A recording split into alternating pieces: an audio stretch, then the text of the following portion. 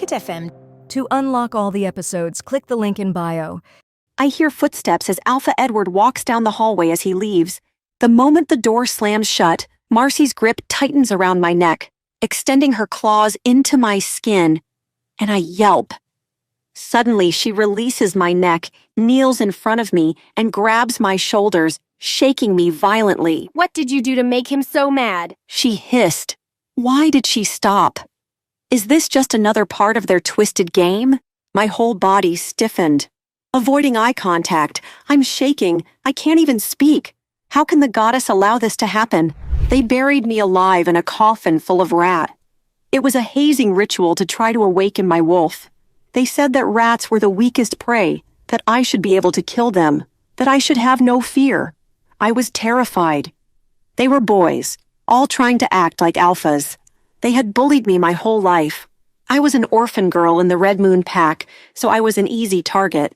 But lately the bullying had been worse than ever. Their inner wolves had all awakened, and for them, coming of age meant looking up to alphas, acting like alphas. Mine inner wolf hadn't awakened yet, which basically meant I was human.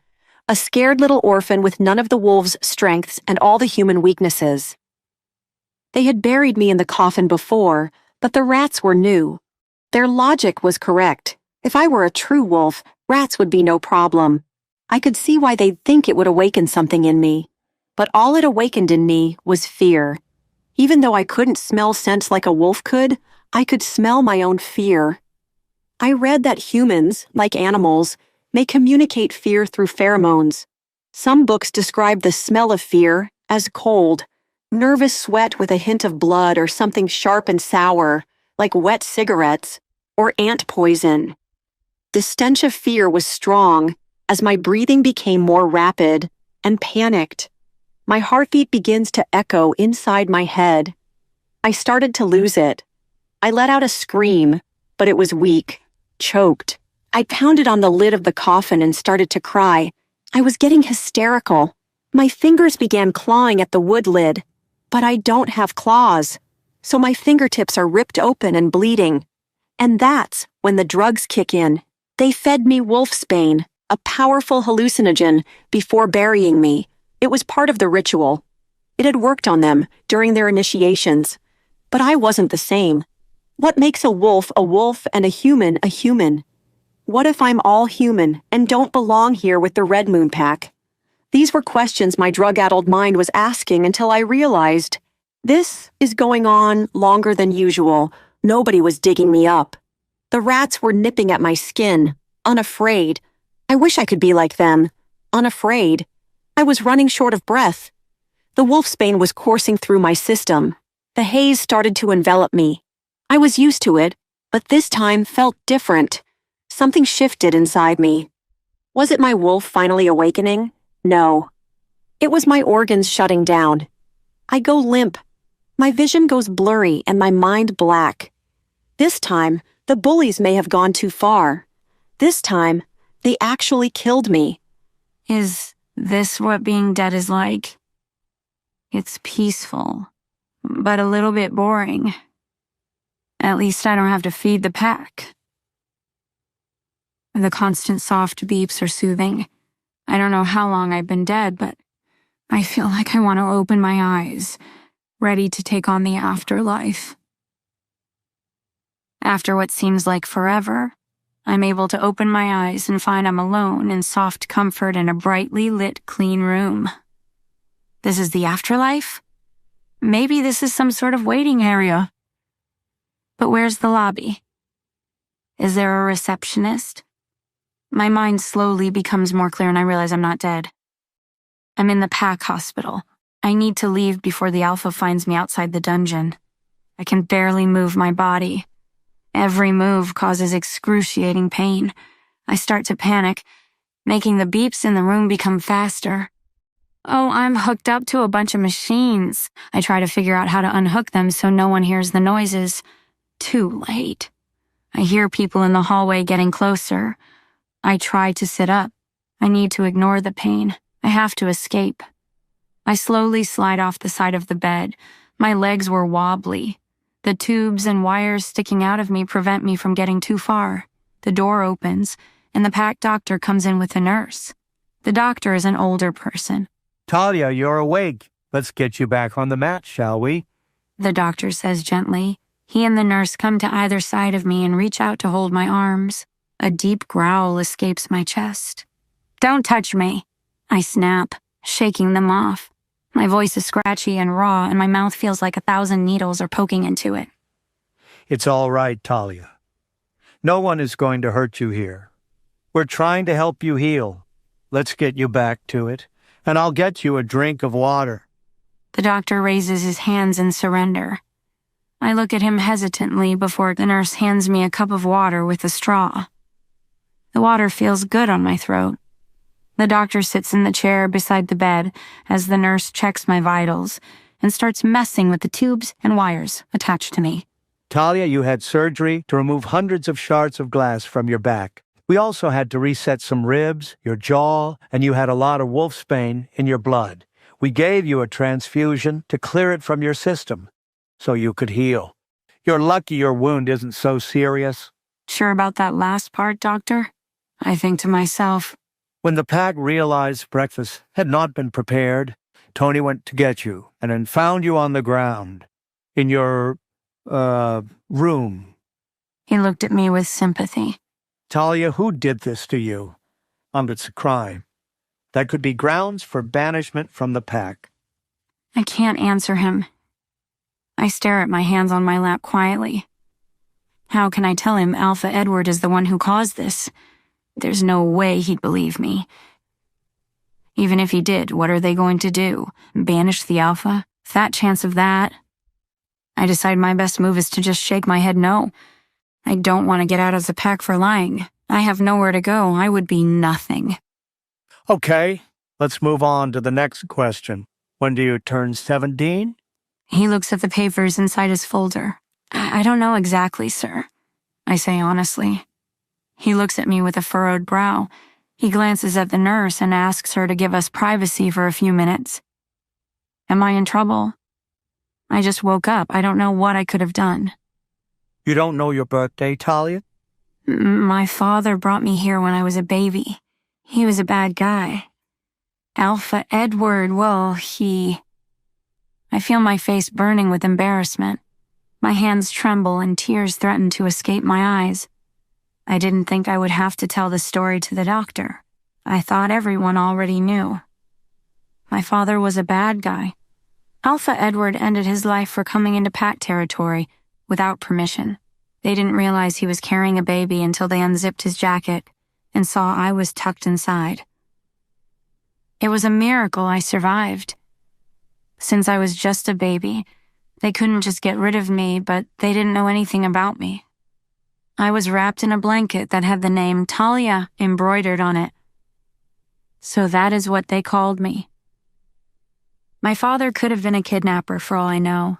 The only reason they gave me the last name Jackman is because after they took down my father, they looked through his wallet to identify him. The only form of ID he had was a library card that said Brian Jackman on it. I've tried an internet search for his name on the computer in the school library before. Nothing comes up in the search. You don't need to finish. I know what happened to your father. Well, after that, it happened. Luna Layla took me in until I was old enough to start school. Then she moved me into the dungeon. I've kind of been on my own since then. I never found out when my actual birthday was. And to be honest, you're the first person who has ever asked. I mean, I guess I'm 16. My wolf hasn't woken up yet. The doctor nods, looking at me with pity, almost like he cares. He asks me a few more questions about my medical history. There's nothing to speak of. I don't remember ever being treated by a doctor before. He closes the folder and tucks his pen into his shirt pocket. Well, I know you haven't had a chance to look in the mirror yet, but when you do, you may find you look a little different. Don't be alarmed. I've done as many tests as I could think of, and it is not medically related. Yes, sir? I assume he means I'm healing faster, but why did he need me to look in the mirror? Why not just tell me? I look at the nurse who is staring at me. When she realizes I caught her, her eyes dart away. What's that about? Okay, lady. Rude? I'll leave you now. You can go in the bathroom and wash up. Just take that bowl with the IV solution with you. There are lounge shorts and fresh underwear in the bag. You need to leave the hospital gown on until your back heals. All right? Yes, ma'am. Thank you, Diane. She nods and leaves the room. It's the first time in my life people have been kind to me. I mean, I think it's part of their job, but still. All I have known so far were insults, physical misery, and hard work. Never any kindness. Never any. I feel like I can trust the doctor, but I'm still wary of Nurse Diane. The way she stared at me just now makes me uncomfortable. I pick up the duffel bag and go to the bathroom. I avoid looking in the mirror. Everything in the bathroom is fresh. There's a shower, but I'm worried the pressure of the water will hurt my back. I decided to fill the tub halfway and get in. The water is warm and soothing. There's a washcloth and a fresh bar of soap. I clean myself until the water is gross. I drain the tub, wipe out the ring of dirt around the edge, and fill it again. The water is not nearly as dirty as this time when I finish washing. I find it hard to raise my hands, but I don't want to call the nurse to help me. I gently wash my hair, dry off, and wrap the soft towel around my head. There's a toothbrush and a small tube of paste on the shelf by the sink. I'm living in the lap of luxury in the PAC hospital. I pick them up and start brushing my teeth. I can't avoid it anymore. I need to look in the mirror. I finally worked up the courage to take a peek. What I see makes me drop the toothbrush. My face is still covered in bruises, but that's not what made me drop the toothbrush. The iris of my left eye is violet, not like a shade of blue that could be a little purple in the right light. No, my right pupil is still the drab gray I'm used to, but my left pupil looks crazy. I blink my eyes hard a few times. Still the same. I tried rubbing my eye, but it doesn't make a difference. There's no mistaking it.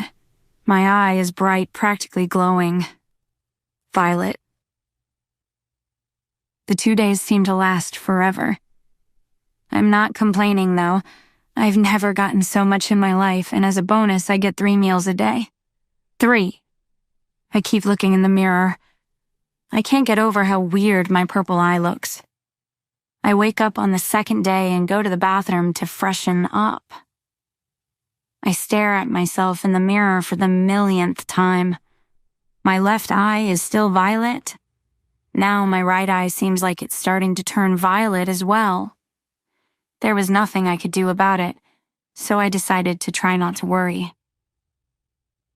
Since Red Moon is a pretty big PAC, we have a high school on PAC territory. The library has a really big werewolf lore research section. I will do some research during lunch. As I tilt my head to the side to brush my hair, I notice a chunk of my hair has changed color. Instead of my normal mousy brown, it is silvery gray. Okay, seriously now, and what is going on? What is happening to me? Is this a trick? Is there bleach in the shampoo or something? If it is a trick, it isn't funny. I pick up the bottle and smell it. It smells like strawberries, not bleach. Weird.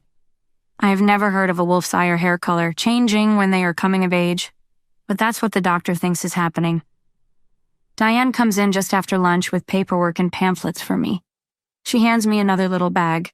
Just a little something to help you stay incognito until you are finished healing. Thank you for everything. There's a round hat in the bag. How do I look? I ask as I model them for her. She giggles at my poses. You're a star, darling. Maybe she isn't so bad after all. She gives me a gentle hug and sends me on my way. I have another 2 hours before I need to start prepping dinner. I suddenly heard the door of the dungeon slam open. It was Alpha Edward. Well, I thought to myself, I've already died once today. May as well do it again. I heard 2 sets of footsteps coming down the hall. Instantly, I freeze. I can smell Alpha Edward's scent getting closer. He is the Alpha to the Red Moon Pack, our leader. And he was brutal. But it's not just him. Someone else is here too. Well, I thought to myself, I've already died once today. May as well do it again. Instinctively, I scramble and stand in the middle of the room just as they reach the doorway. Alpha Edward, what can I do for you? I ask, my eyes looking at the floor and my hands clasped in front of me, trying to look as small as possible. That little stunt you pulled cost me a lot of money. He says with a calm, gravelly voice. And when you cost me money, you cost the entire pack money. I'm sorry, sir. I apologize. Even though I have no idea what stunt he is talking about, I look up just enough to see Marcy, the Alpha's daughter and princess to the Red Moon Pack, also standing in the doorway. Marcy stepped closer, and tears stung the corners of my eyes as my arms shook uncontrollably. Why is she here? Why would he bring her here? The cost of living in a pack isn't cheap, Talia. Alpha Edward sneered. Do you have any idea how much money you cost me? And how useless you are? We try to awaken your wolf, and you keep resisting. It brings shame to the pack. It makes me look bad, Talia. I just nod, still looking at the ground.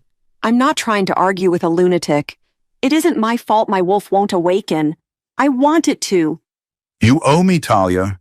You will work in the pack house until you pay it back every cent.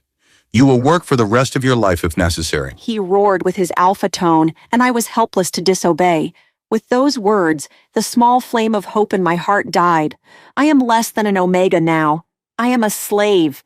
Marcy, teach her a lesson for wasting our money. He growled. Yes, father. She says, a sadistic smile coming over her.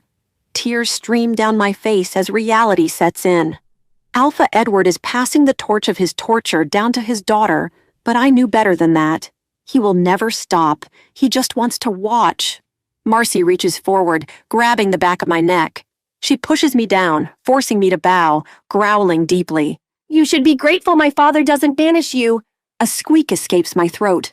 I am so scared, I feel like I'm going to pass out again. Marcy turns to her father. Don't worry, father. I'll handle her just as you instructed. I hear footsteps as Alpha Edward walks down the hallway as he leaves. The moment the door slams shut, Marcy's grip tightens around my neck, extending her claws into my skin, and I yelp. Suddenly, she releases my neck, kneels in front of me, and grabs my shoulders, shaking me violently. What did you do to make him so mad? She hissed. Why did she stop? Is this just another part of their twisted game? My whole body stiffened. Avoiding eye contact, I'm shaking. I can't even speak. How can the goddess allow this to happen? I want to die. I prayed they would just end it, and finally I could rest. Just kill me, I kept thinking. Please, goddess, just let me go, or let her kill me. I just want it to end. I begin to shake so badly. I fall to my knees, sobbing hysterically. My brain shuts down, and I give in. Marcy grabs me by the chin, forcing me to look into her cold gray eyes. What happened to your eyes? She screams, moving her hands up from my chin to just below my eyes, her fingers trembling against my face.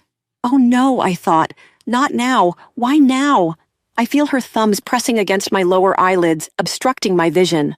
Oh no, no, no, she's going to pull my eyes out. She is going to blind me. I place my hands on top of hers, trying to pull her away. I hear myself screaming. No, no, no, no, stop. Don't take my eyes, please. Then, like magic, everything stopped. The clock stopped. Drips of water paused in midair. Time had stopped, and Marcy screamed, letting go of my face. What? Did the moon goddess hear me? Did she have mercy on me? I shut my eyes tight, waiting for Marcy to retaliate, but she didn't. If you tell anyone, I will kill you.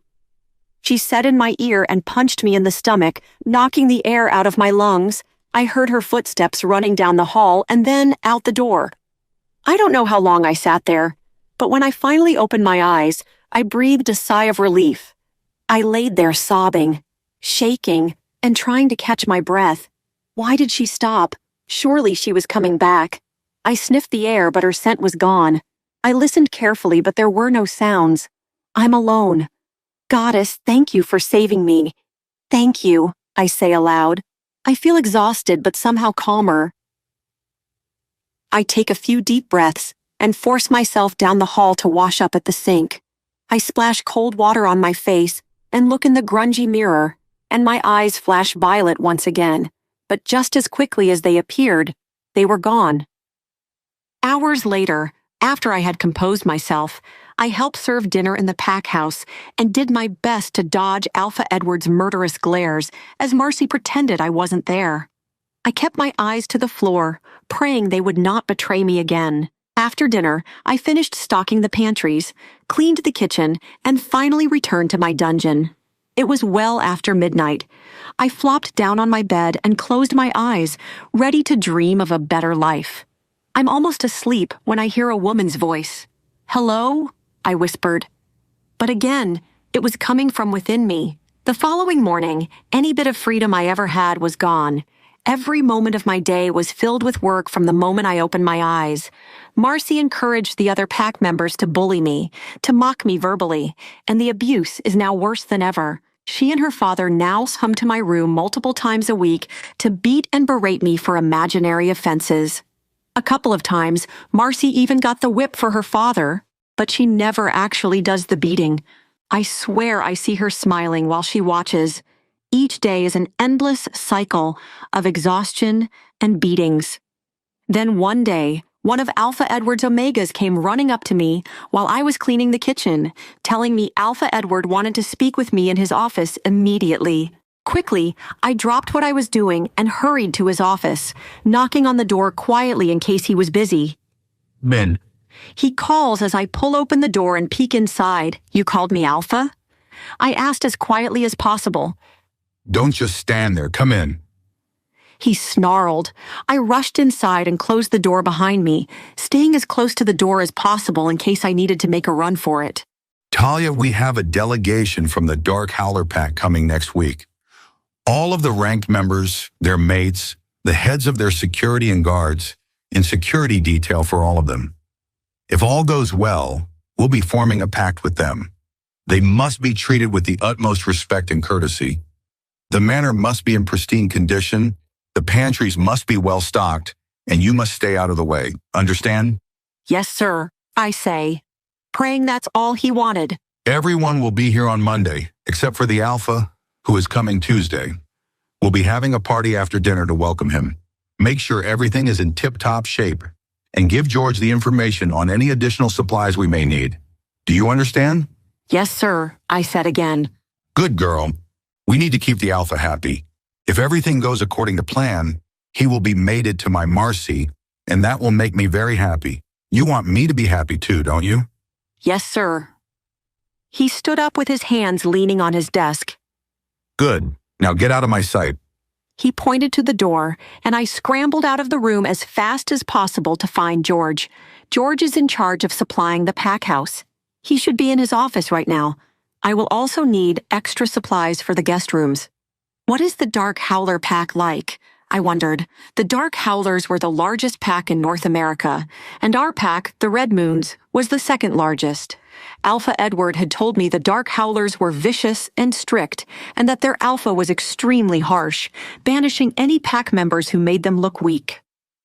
I definitely don't want to get on his bad side, I told myself. Finally, I reached George's quarters and knocked on the door, but he didn't answer. I could hear noise and voices coming from inside, so I knocked a little louder. He has to know I'm here, I thought. He knows my scent. I knock again, more impatiently this time. What is it? He finally growled from behind the door. I opened the door and could not believe my eyes. A female wolf sat on his desk, hiding her face in his chest. I couldn't see her, but I knew her scent in an instant. George was not wearing any pants and was visibly sweating. Get the hell out, Talia! I am busy in here! He shouted, but I stood there wide-eyed and slack-jawed. I can't be seeing this, I thought. George is mounting Marcy in his office. Get out! He yelled louder. I came to my senses and slammed the door closed, running back to the kitchen as fast as possible.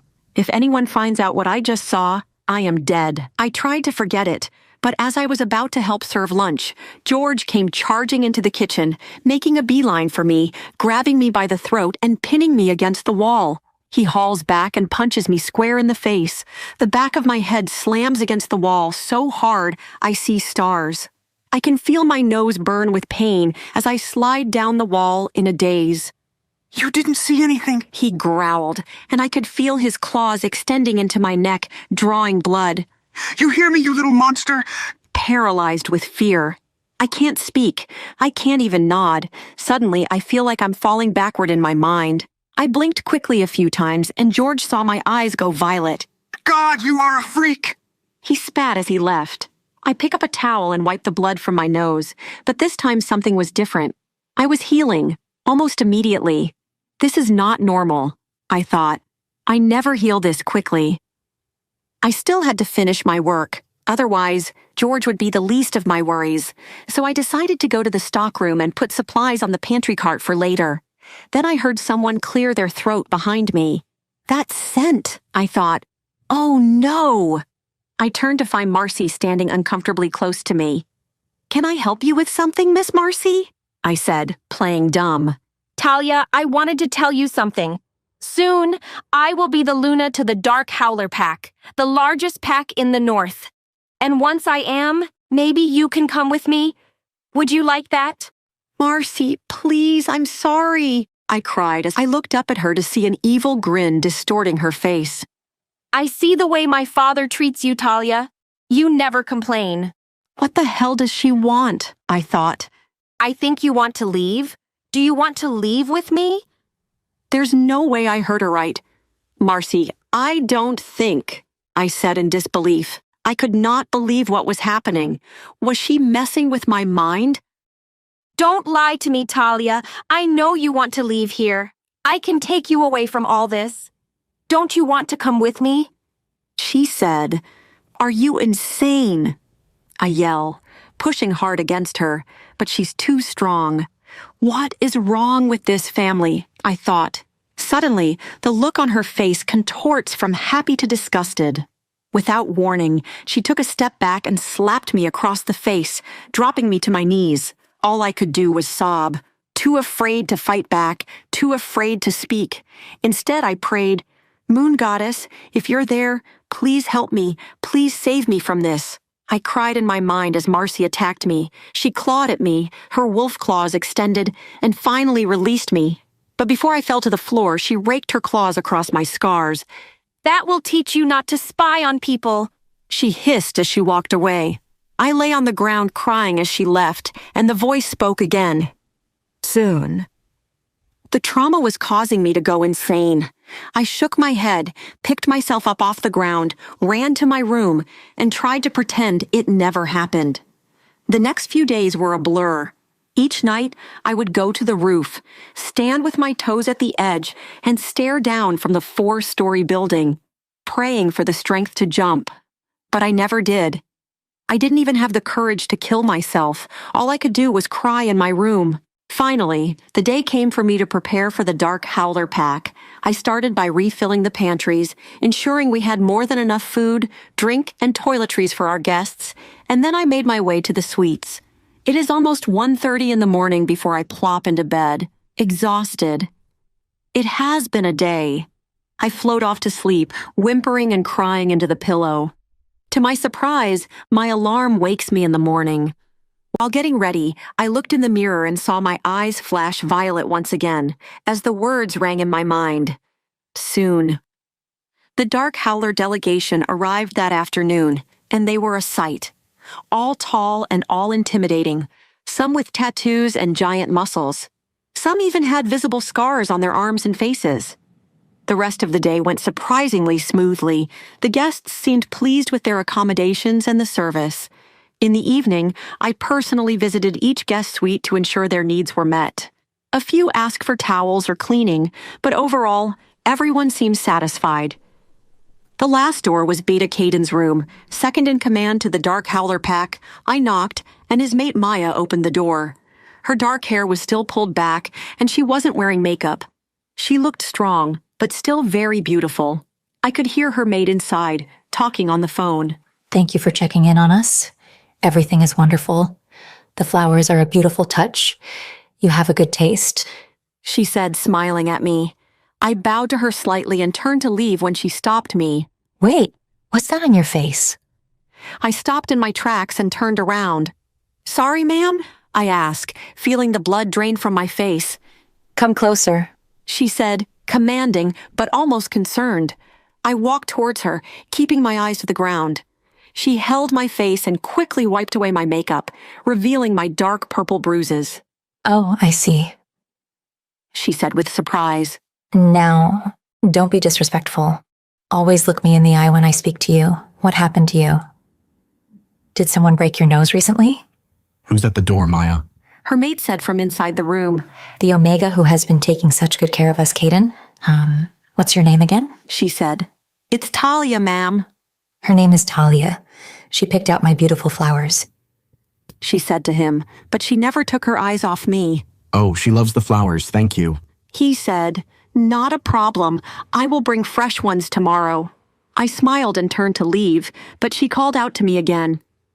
Oh, and Talia, if those bruises aren't healed by tomorrow morning, come find me.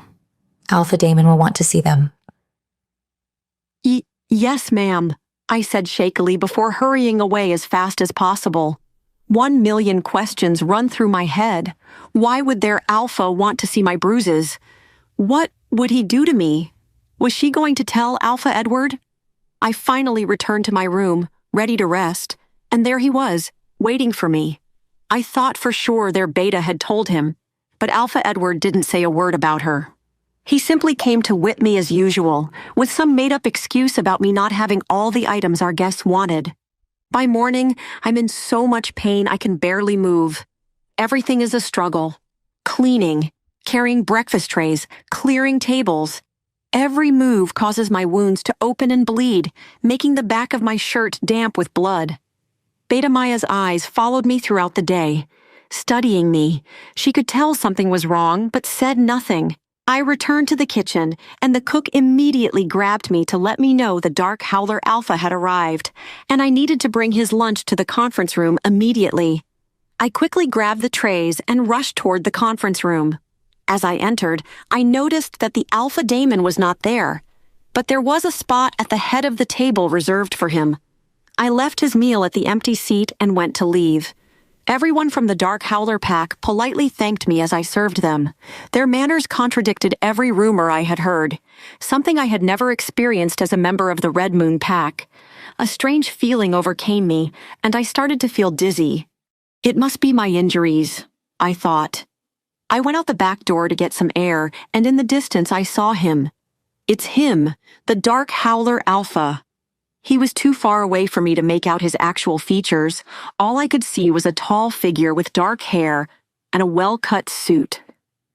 What is that smell? I said to myself. It smells like, I swear it smells like coffee, dark chocolate, and the forest after a rain. It's intoxicating.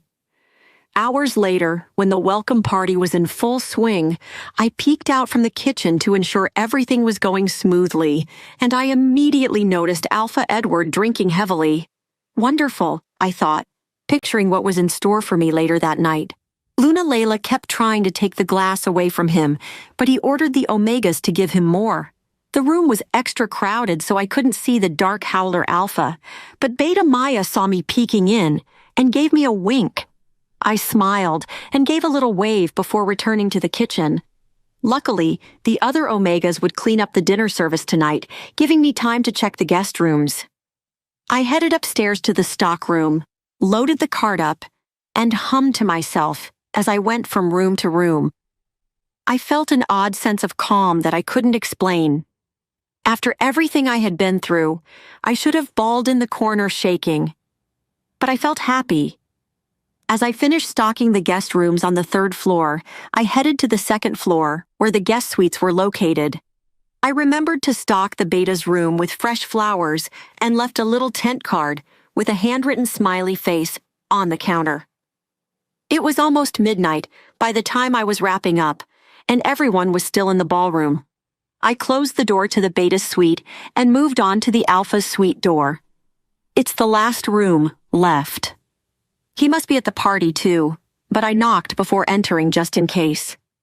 I put my ear against the door and heard nothing, so I slipped my key in the lock and opened the door. But the moment I looked inside, my heart stopped, and I froze. Standing there was the most handsome werewolf I've ever seen in my life. Easily 6 foot, 6 inches tall, looked to be about 250 pounds of solid muscle with the broadest shoulders, but he wasn't alone. An icy blonde stood in front of him with her hands undoing his belt. The smell of coffee and dark chocolate filled the air, and my mind went hazy as I watched him scream. He shouted, "Is this it? Is this the day I die?" I wondered. I was only doing my job, but that did not change the fact that I had witnessed something that should not have been seen. Before I could move, he lunged forward and roughly pinched me against the floor outside the room with a low growl. He placed both hands on my shoulders, preventing me from escaping, put his face against my neck, and inhaled deeply. My heart was pounding in my chest as overwhelming panic began to set in. Alpha Damon, is this Omega trying to steal something? A guard said, seeing the struggle. Get back. He snarled, flashing his large fangs. Mine. He growled. Over his shoulder, I could faintly see Marcy staring daggers at me, and down the hall I heard Alpha Edward shouting, What a disaster. I thought they're all going to kill me. My head started swimming, and I felt even dizzier. Maybe I was finally dying. Look what you've done, you little bitch, Marcy yelled as she reached out to grab me, but she never touched me. Alpha Damon snarled, snatching her hand out of the air and snapping her wrist. Alpha Edward roared, How dare you? This is war. I watched them fight as if it was a dream. They looked as though they were moving in slow motion. Alpha Edward yanked Marcy, pulling her back as Damon snarled at them. He was vicious, beautifully vicious. A guard tried to separate them as Beta Cadden and Maya took defensive positions around Alpha Damon, and George lunged at Damon, but he was no match for the Alpha. Damon grabbed George by the throat and threw him into the wall as though her were a tiny pup. I almost laughed, but I was shaking all over, barely able to stand. But in the chaos, I managed to crawl away and slink down the stairs. I looked around to see if anyone noticed me, but they were all too busy arguing.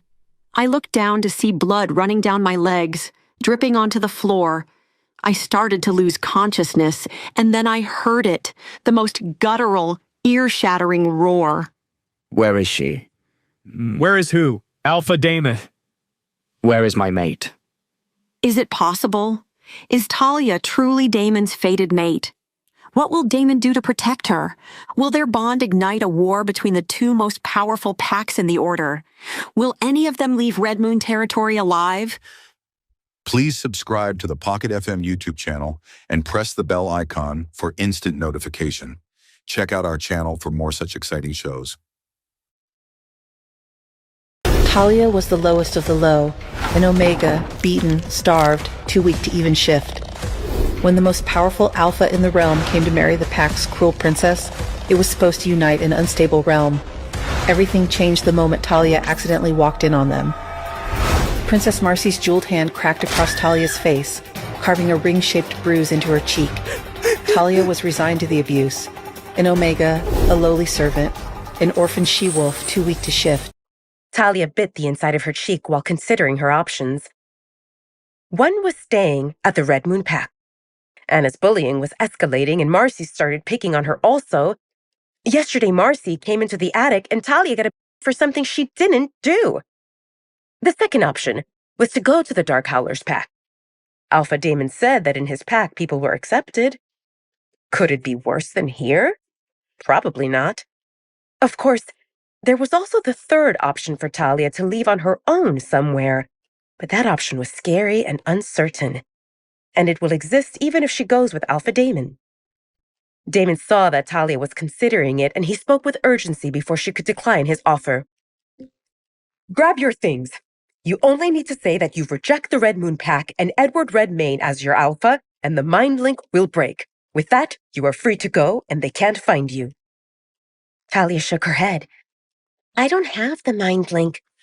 Alpha Edward's father brought me here as a child, and I never went through the ceremony. Good! Damon exclaimed louder than intended. She doesn't belong anywhere, and he was more than happy to give her a home. With him. Get your things. Just like that? Damon nodded. Just like that. Talia paused and decided to ask the question that was bothering her from the moment he came to the attic. How do I know that you are not tricking me? Damon stood up and Talia felt chills surround her when his body separated from hers. He extended his hand toward Talia, palm up. Let me prove it to you. She looked into his icy blue eyes that stared at her with anticipation and she believed him. How come you are leaving so suddenly? Alpha Edward asked while rushing to catch up to Caden and Maya, who were descending the stairs with a suitcase each. How am I supposed to know?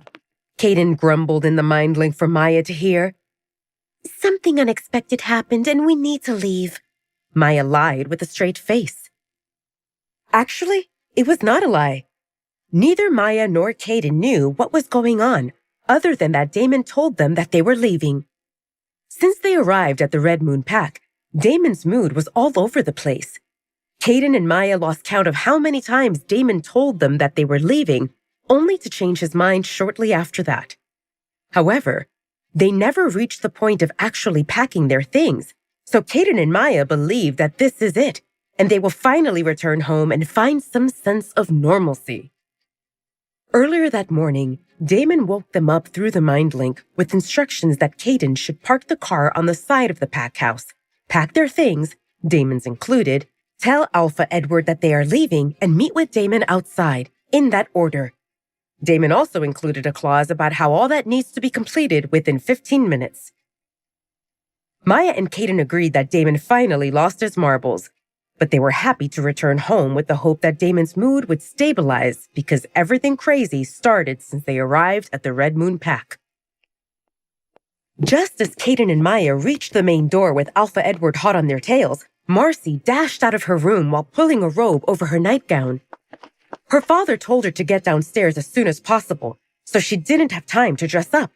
Damon waited for them outside, leaning on the car that was now in front of the pack house. Just as Caden was going to the trunk to keep the suitcases, Damon told him through their mind link, keep the suitcases in the back seat and start the car. Caden did as he was told without objections. Damon turned to Alpha Edward. Something came up and we need to return to our pack. What about finalizing the marriage agreement between you and Marcy? Damon glanced at Marcy, who looked at him anxiously while clutching her robe. Agreeing to a marriage with Marcy was out of the question. But Damon knew that if he said that, hell would break loose, and he would need to do damage control. Damon wanted to leave this place as soon as possible. However, leaving without an explanation might cause problems as well. Luckily, he thought about this, and his farewell speech was ready. Alpha Edward, Damon spoke solemnly. Marriage is a commitment for life. We shouldn't decide after only a day or two. Miss Marcy and I met, and now we should take some time to think about our interactions, expectations, and decide how we will proceed from here. No matter how eager we are to conclude this matter, a successful Alpha and Luna should know that some things can't be rushed. Alpha Edward wanted to object, but what should he say? That he wanted to rush his only daughter into marrying a guy she'd just met 2 days ago? Without anything good to say at that time that would solidify the marriage between Marcy and Damon, Alpha Edward responded with a stiff nod. Damon raised his hand, giving a sharp wave before going to the back seat, next to the suitcases. Drive, Damon told Caden as soon as he closed the door behind him. Are we finally leaving? Caden asked while driving down the driveway. Did you pack all my stuff? Caden nodded. Caden and Maya were glad to leave as well, so they didn't question Damon's abrupt decision to pack and head out. They only feared that he would change his mind again and ask them to go back. Back at the Red Moon Pack, in Alpha Edward's study. Are you sure that nothing happened? You didn't offend him? Alpha Edward asked Marcy, who looked at him helplessly. It's not that the scene itself was an issue. After all, werewolves are promiscuous by nature, and Damon and Marcy were to be married. However, Damon barely acknowledging her existence after that was a problem. A big one. I told you, Daddy. After dinner, he said that he was tired, and he went to his room. He doesn't like to be disturbed, so I waited in the lounge on the first floor in case he came out. But he didn't, so I went to sleep. The next thing I know, you woke me up through the mind link in order to come out because he was leaving. It must be that something happened in the Dark Howlers pack during the night. Alpha Edward exhaled in frustration. No matter how he looked at it, Damon escaped. He had issues bringing him here the first time, and getting him here a second time would be even more challenging. He wanted to scold Marcy for incompetence, but it seemed that she didn't do anything to offend Alpha Damon, so he swallowed it down. I want you to stay in touch with Alpha Damon. He left, but the two of you are officially in a relationship. Act like a girlfriend. Text him, call him, make sure he doesn't forget about you. And if he finds a way to get out of this marriage, it will be on you. Do you understand? Marcy nodded.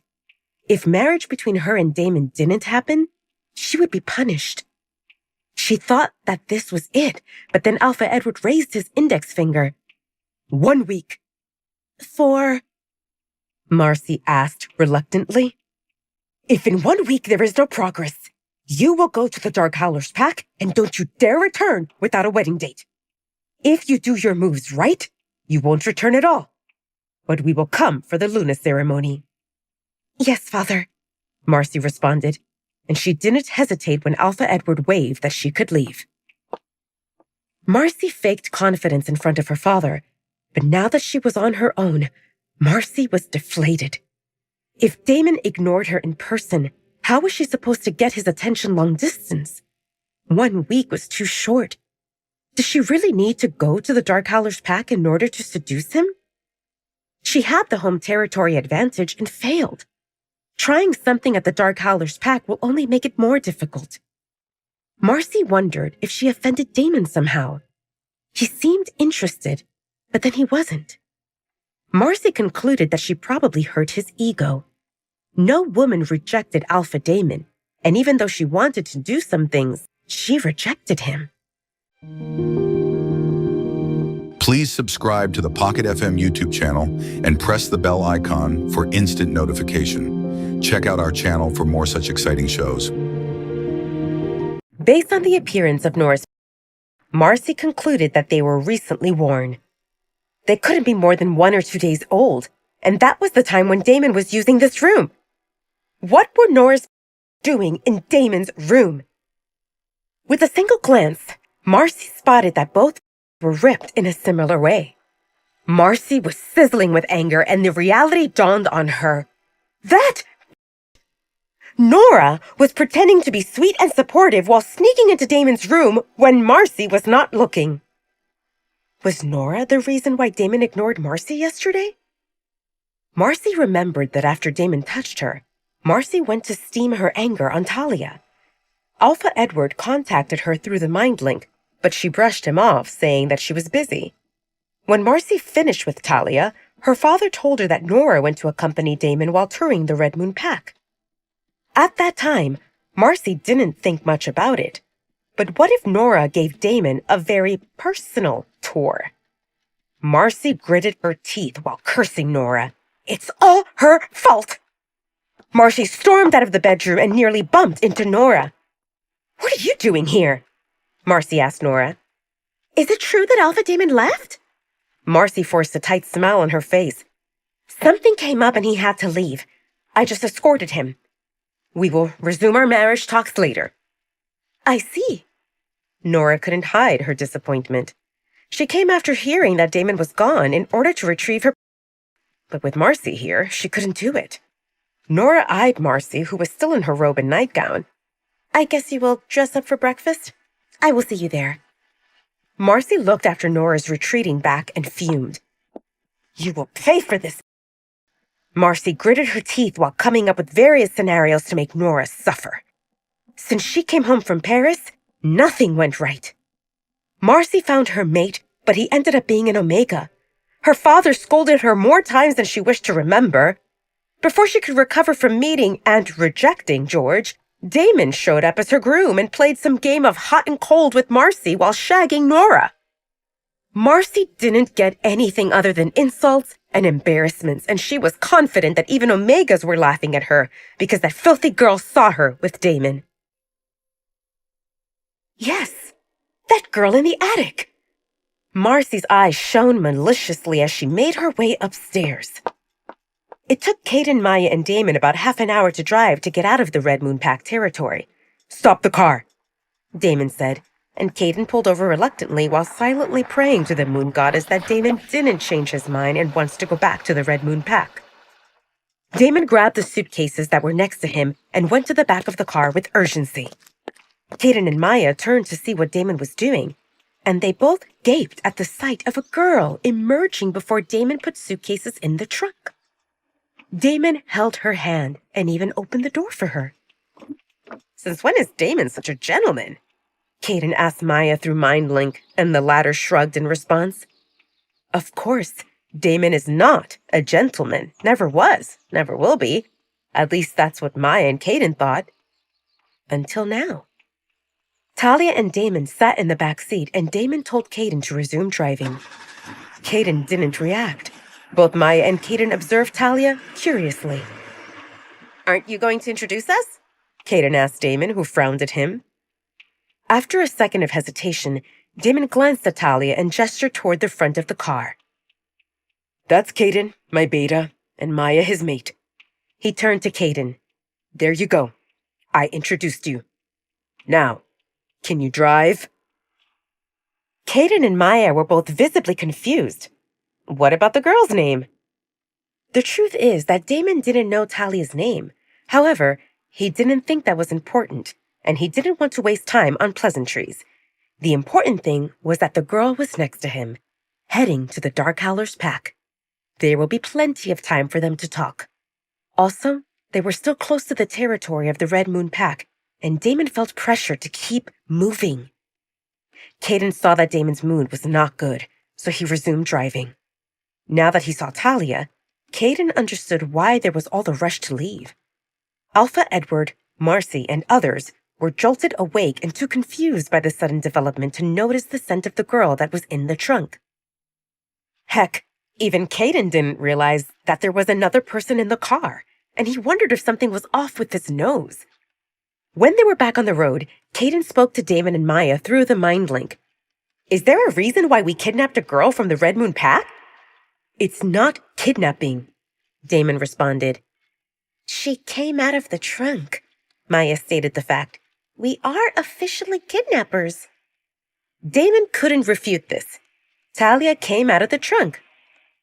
But she was there only in order to avoid drama if Alpha Edward, Marcy, or someone else sees her. "Why did you beat her?" Caden asked. Damon was outraged. Since when is he a woman beater? Damon would never raise a hand on a woman unless she is coming to kill him.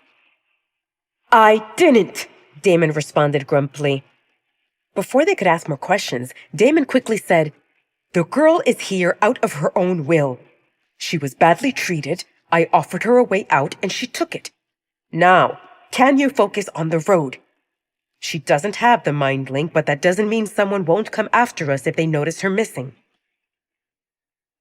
Damon didn't want to explain more than that, and he was not ready to say that the copper-haired girl was his mate. He was still adjusting to that fact himself. He glanced at Talia, who was looking out the window with her eyes half closed. It was obvious that she was about to fall asleep at any moment. Damon touched Talia's shoulder to get her attention, and then patted his. "Lean on me if you want to sleep." Talia shook her head while she mumbled that it wasn't necessary. She was overwhelmed with all this, and sitting so close to a scary alpha made her uneasy. She wanted to go back in the trunk. Earlier that morning, in the attic, Talia was tired and achy, and her mind was muddled, and she accepted this crazy idea of leaving the Red Moon Pack. But now that she is actually in the middle of this escape adventure, she was not sure if leaving was a good idea. Talia was mentally and physically exhausted. She was used to doing her chores at night and sleeping during the day. In the last 2 days, she had gotten beaten, which meant that she didn't sleep.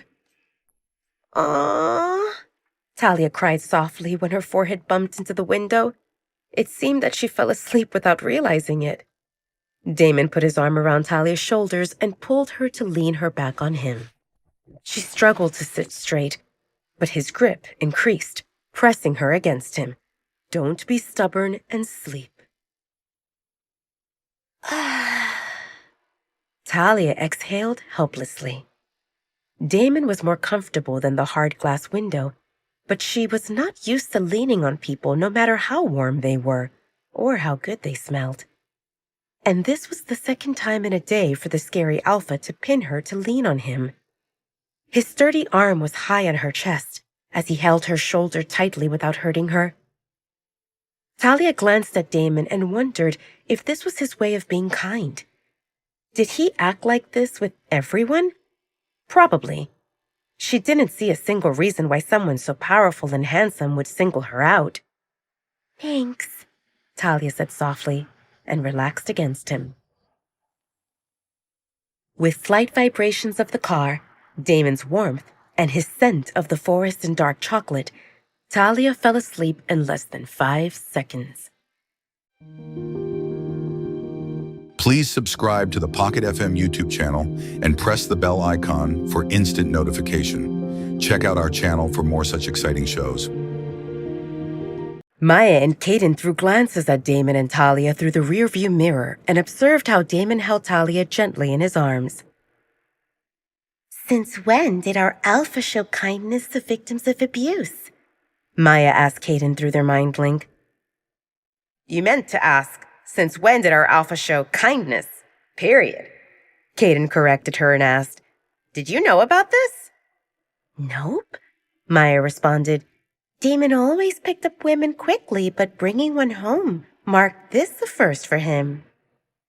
Maya pointed at the rearview mirror, indicating for Caden to look. Caden's eyes shifted just in time to see Damon adjusting his position so that Talia could sleep more comfortably while leaning on him. "It seemed that Damon's taste in women changed," Caden said.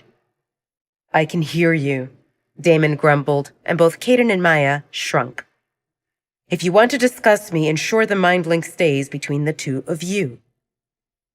Damon couldn't confirm if Maya and Caden stopped their gossip or if they just tuned him out. He knew that they meant no harm. Their comments lacked tact, but only because this involved his mate. If it concerned any other woman, he wouldn't have cared. He understood their questions about this unknown girl who suddenly appeared, but Damon felt unprepared to talk about her. In fact, even Damon knew little about her. However, he recognized her as his mate, found her scent appealing, and felt a connection when they touched. She had suffered mistreatment, and Damon needed to keep her close and safe. And that sufficed for him for now. Damon felt pleased that Talia agreed to come with him to his pack, and he didn't need to resort to forceful measures. In the Dark Howler's pack, no one would dare mistreat her, and he would ensure that she received whatever she needed and wanted. Damon couldn't forget the fear in her eyes and how pitiful she looked in that attic. Damon decided to take her with him spontaneously, and he had no plans for tomorrow or the distant future. But he knew that he would make sure Talia's life going forward became a happy one. He observed Talia and frowned at her injuries. "Find us a hotel nearby. Something further from the main road," Damon said through the mind link to Caden and Maya. "Do you feel so eager to be with her that you can't wait?" Caden asked with disapproval. They still had a long way ahead of them, and the girl looked hurt and tired. Damon grit his teeth in frustration. Why did Caden assume the worst? Okay, Damon's reputation with women didn't shine, but Talia obviously needed care and rest. He had self-control. "She needs first aid, and we can have breakfast," Damon responded while suppressing his rage. He didn't want to snap and wake up Talia. Maya and Caden agreed with this. Food sounded like a good idea. They had left in a hurry on empty stomachs. Per Damon's instructions, Maya booked 2 rooms. She assumed that girls would stay in one room and boys in the other room. So she asked for 2 rooms with 2 beds each. Buy medical supplies for tending to cuts and bruises. Order breakfast in your room for me also. Let me know when it's ready.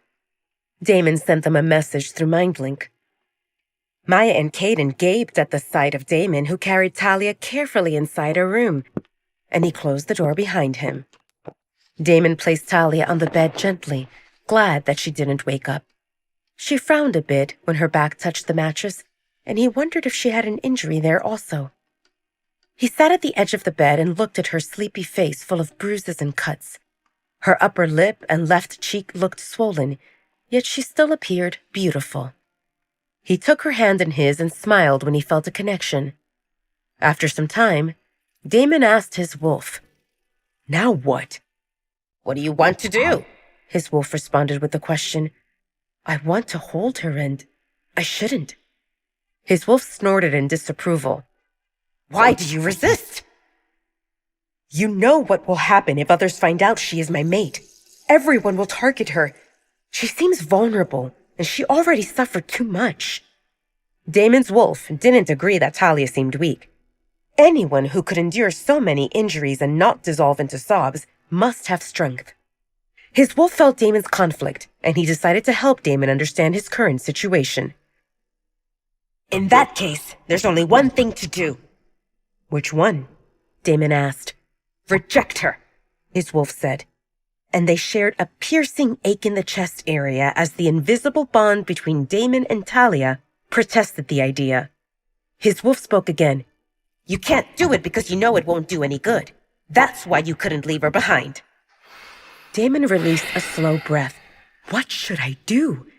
I can't let her go, and I can't be with her either. His wolf already felt pleased that Damon didn't reject Talia in the spur of the moment. He knew better than anyone how much Damon craved control. That represented Damon's way of dealing with the harsh reality. But this situation required Damon to win by letting go and allowing the bond to guide him.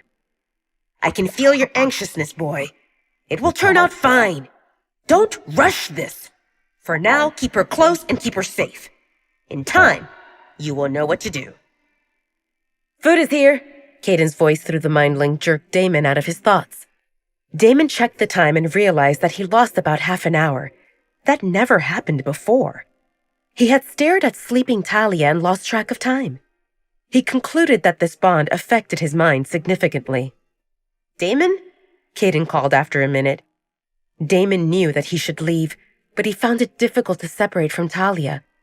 What if something happened? What if she disappeared again? He got an idea. "Caden, answer the call and keep it on." Damon instructed and took his phone to call Caden for a video chat. Damon placed his phone on the TV stand so that the camera pointed at Talia, and with this video call, he could keep an eye on her from another room. "Give me your phone," Damon demanded from Caden as soon as he entered Caden's and Maya's room. He nodded in approval when he saw Talia sleeping on the screen of Caden's phone. Damon muted the call so that they wouldn't wake Talia accidentally. "That's called a baby monitor," Maya said to Damon. "What?" "When you have a camera pointing at the baby while she sleeps so that you can see her from other parts of the house. A baby monitor," Maya explained. "Or surveillance," Caden added. "Will you tell us what's the deal with this girl?" Damon sat on the chair and took one plate that had eggs, bacon, and sausages. "Let me eat first. I'm starving." He shoved food into his mouth while stealing glances at Caden's phone, aka the baby monitor. Knowing that Talia slept there gave him peace. Damon narrowed his eyes and focused on the phone in order to confirm that Talia's chest rose and fell as she breathed. Other than breathing, she didn't move a muscle, and he needed to confirm that she lived. "We got the first aid supplies," Maya said and pointed at the bag that sat next to Damon, who didn't respond. "Damon?" Caden called. "The first aid supplies are there." Caden repeated what Maya said previously and then gestured to the empty plate in Damon's hand. "You said that you would tell us about the girl after food." Damon didn't realize at what point he finished food. He spaced out again while staring at Talia. Whatever symptoms he had, they got worse. Please subscribe to the Pocket FM YouTube channel and press the bell icon for instant notification. Check out our channel for more such exciting shows. Damon thought about how to explain Talia's presence to Caden and Maya. "I'm responsible for her," Damon said, which got him raised eyebrows from Maya and Caden, who obviously wanted more information. "Marcy stayed in my room, and this girl interrupted. Because of that, she ended up in her current state." Maya connected the dots. "Is she the Omega you mentioned, who got a beating from Marcy?" Damon nodded. "Why do you make it sound like you bear responsibility?" Caden asked. "If Marcy has a temper, it seemed only a matter of time before she snapped, regardless of your involvement." Damon raised his hand, indicating to Caden to be patient. "That marked the first time. Then, I went to Alpha Edward and told him that some Omegas received physical punishments, and that he should talk to Marcy about it. After that, this girl got another beating." Maya and Caden exchanged looks, feeling that something was missing from the story. Sure, Talia got hit because of Damon twice, and even though he got involved, he didn't do it on purpose. These represented internal dealings of the pack. As an alpha, Damon should know that any alpha wouldn't tolerate others meddling in how rewards and punishments went to his people. Taking her away sneakily equaled stealing. Alphas considered their pack members like their belongings, because a pack built strength with numbers. By taking away Talia, Damon indirectly weakened the Red Moon pack. Sure, she didn't fight as a warrior, but every member counted. "You know that Alpha Edward might turn hostile if he finds out that she stays with us, right?" Caden asked. Damon rubbed his face with force. He knew that, but... "You didn't see where she lived. I found her in the attic, bruised and bleeding among broken furniture and rags. No one cared about her." "And you do?" Caden snapped. "You understand that our relationship with the Red Moon Pack remains tense, and that Alpha Edward works in the shadows while trying to topple you, and you just gave him a reason to go openly against us. Does she deserve jeopardizing the Dark Howler's pack? Do you realize that this might cause a war?" Damon growled, and his face contorted in anger. "What do you expect me to do? To leave her there to rot while waiting for another beating?" "That's not what Caden said," Maya interrupted with urgency while her eyes darted from Caden to Damon. She couldn't go against her alpha, but she didn't want her mate to end up fighting with Damon either. Seeing that she got both Caden's and Damon's attention, Maya resumed talking calmly. "We need to do this right. So far, alphas who complained about us accepting their pack members got silenced by elders after we provided them with testimonies of how they came to us willingly. We can't tell them that we smuggled her in a trunk. Only the three of us know how she ended up with us, and we can't keep this under wraps because our pack members will see the newcomer. We need to come up with a cover story that will make sense, because when Alpha Edward notices her missing, we will become the first suspects, and he might send people to look for her." Damon frowned at the thought of anyone from the Red Moon Pack coming and searching for Talia. What if they took her away? He got an idea. She didn't have the mind link. The Red Moon Pack brought her as a child, and she never went through the acceptance ceremony, so technically, she lives as a rogue.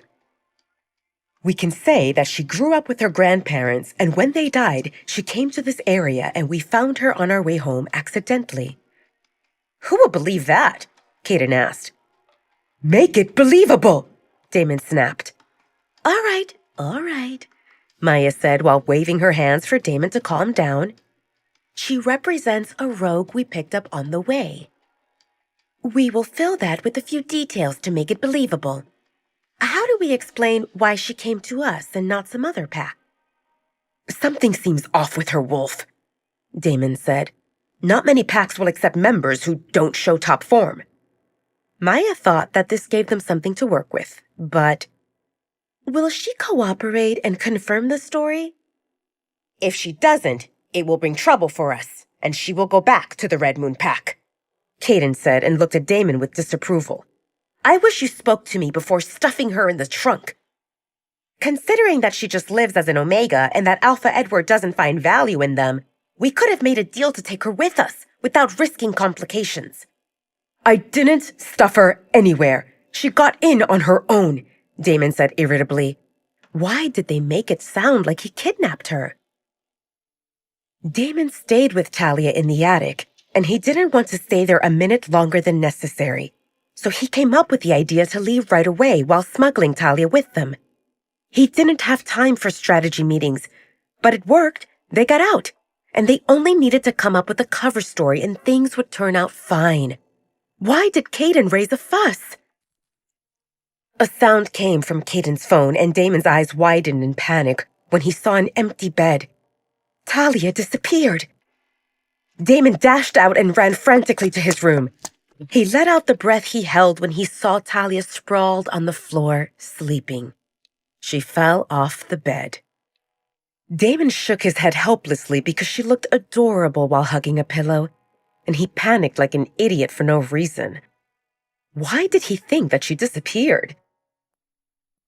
He walked to Talia slowly and carefully pried the pillow from her hold before lifting her up.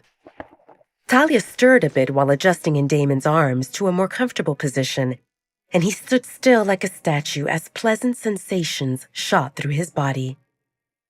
Damon laid with Talia on the bed with the plan to leave Talia sleeping so that he could return to Caden's and Maya's room. After all, with Talia's arrival at the Dark Howler's Pack, they needed to make necessary preparations so that she had a place to stay. However, Talia's head rested on Damon's shoulder, and her warm breath fanned his neck as wonderful sensations overtook his senses, making him tense and relaxed at the same time, and he couldn't let go. Talia felt exhausted, and Damon didn't sleep for 2 nights in a row either. Damon stared at Talia, engraving every curve of her face into his memory, and he didn't realize that his eyes closed gradually. In Caden's and Maya's room, the couple stared at Caden's phone. Did Damon develop a split personality, or did we bring an imposter from the Red Moon Pack? Maya asked. Caden chuckled. Maybe they really drugged him with something that makes a man lovey-dovey, and Marcy now pulls her hair out because he left before drugs took full effect. You don't worry about this? Caden shrugged. It seems that he cares about the girl. Why should I worry? That should represent a good thing. Yeah, it should, Maya said thoughtfully. But this is Damon. Remember our Alpha Damon? The one who uses the word girlfriend as a cuss word? The one who doesn't get close to a woman if she has clothes on? Are you telling me that suddenly his tender side shows? I'm not buying it. This seems too sudden, and that girl is not his type. Something doesn't seem right. Caden had a thoughtful expression. It's not sudden. This change happened shortly after we arrived at the Red Moon Pack. I realized Damon's behavior seemed strange when he asked me how I felt when we met. Maya blinked rapidly. Damon showed interest in knowing more about mates? She looked at the phone where Damon slept while cradling Talia in his arms, and Maya's eyebrows went up in slow motion. Call me crazy, but I think that girl might be his mate. You're crazy, Caden said right away. Damon hates everything about mates. If she represented his mate, he would reject her and run for the hills and not cuddle. Maya smirked knowingly and pointed at the phone. And how would you explain that? Please subscribe to the Pocket FM YouTube channel and press the bell icon for instant notification. Check out our channel for more such exciting shows. Pocket FM. To unlock all the episodes, click the link in bio.